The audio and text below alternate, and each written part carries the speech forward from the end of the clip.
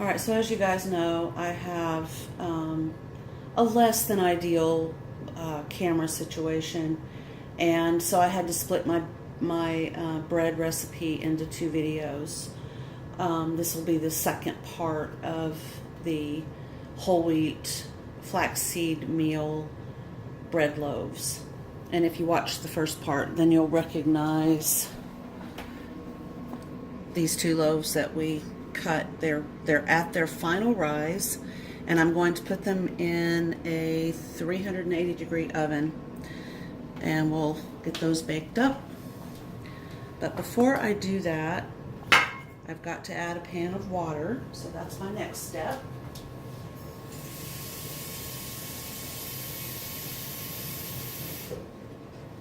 Okay, and the pan of water right here, as you can see this, will go on the bottom shelf in my oven, all the way down on the lowest rack.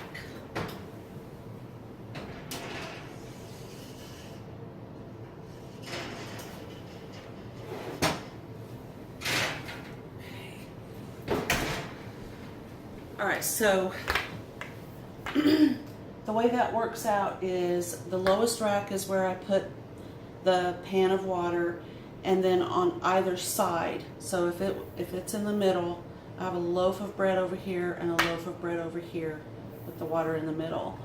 And I'm going to set the timer for 30 minutes.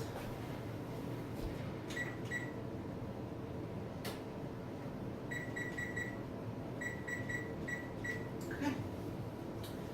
So 380 degrees for 30 minutes. And at the end of the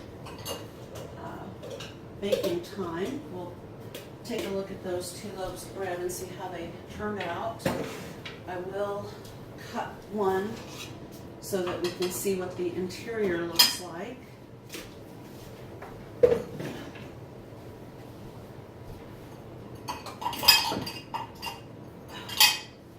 in the meantime, I'm going to unload my dishwasher.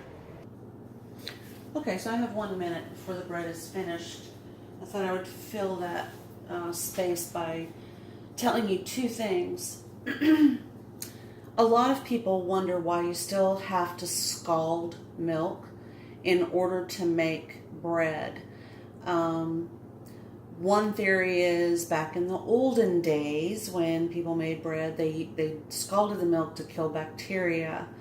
But there is another reason. And if you are using a milk product, for example, from cows that contains the whey, W-H-E-Y protein, what you will want to do is scald your milk for the number 1 reason. The whey protein in milk can weaken the gluten, and if you're not sure what gluten is a mixture of 2 proteins in wheat, which are responsible for that elastic texture that we got on our dough.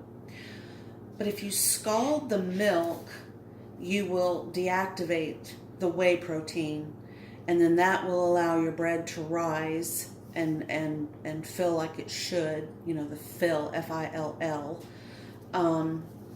The only issue with making homemade bread is if you have someone in your family with celiac disease who cannot have a gluten-based product.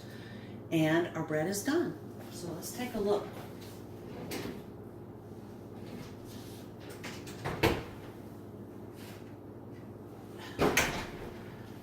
So to make sure that your bread loaf has completely cooked, if you just thump it and it sounds hollow, which it does, that means that it is done. So the way I do this is I have a cookie cooling rack, and I'll just let that loaf do that, and then I will go get the other one.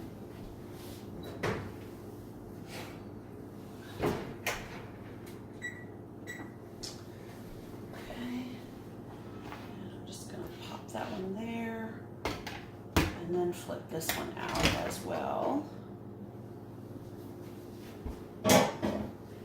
there's one thing to remember. If you did this step, you have a pie plate with hot water in it. Let that cool. If you're concerned that you're going to forget it, just open your oven door a little bit. Just kind of prop it open. And every time you walk by throughout the day, you'll see that pan out of the corner of your eye, and you'll remember to remove it.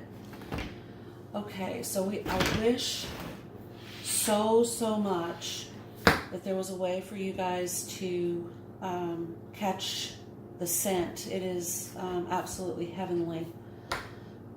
So, pardon me. What I am going to do is, which I don't normally do, but because I'm making a video, we will do this today. I have a cutting sheet here, or a cutting board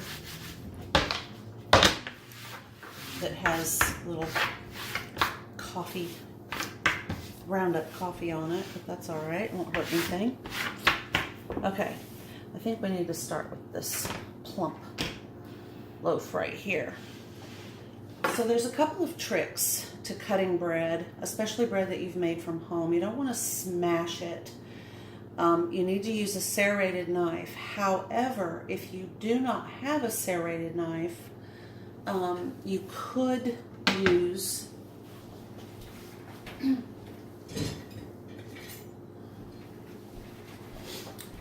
a knife like this that you have heated up. And you can either use hot water to heat this up.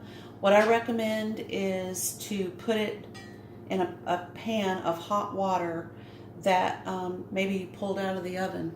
If you're careful, you can do that.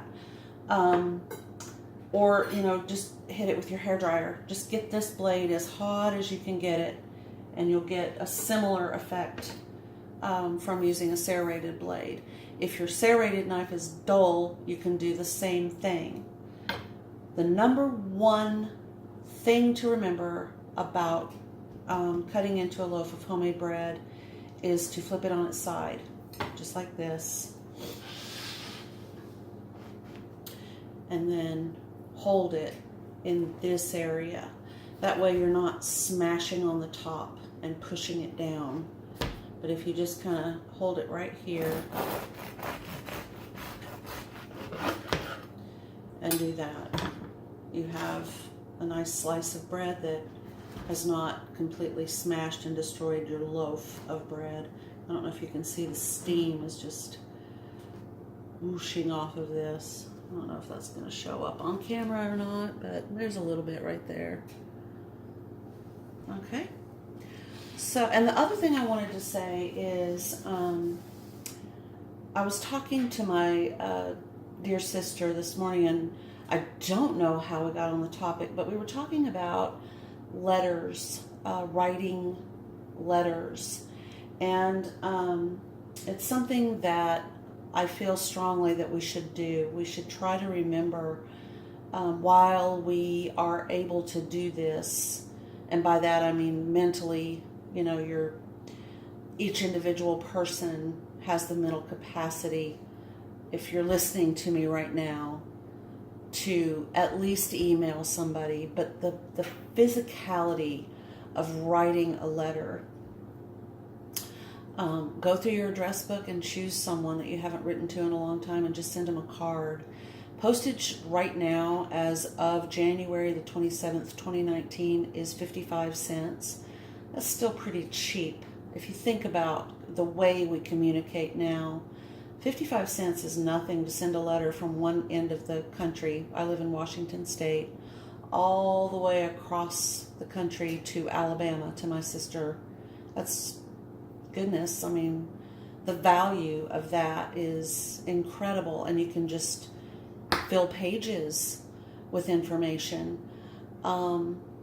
If you have an old forever stamp, doesn't matter how old, it is still good. You still get your best value with a forever stamp, because every single solitary time postage goes up, that forever stamp holds its value.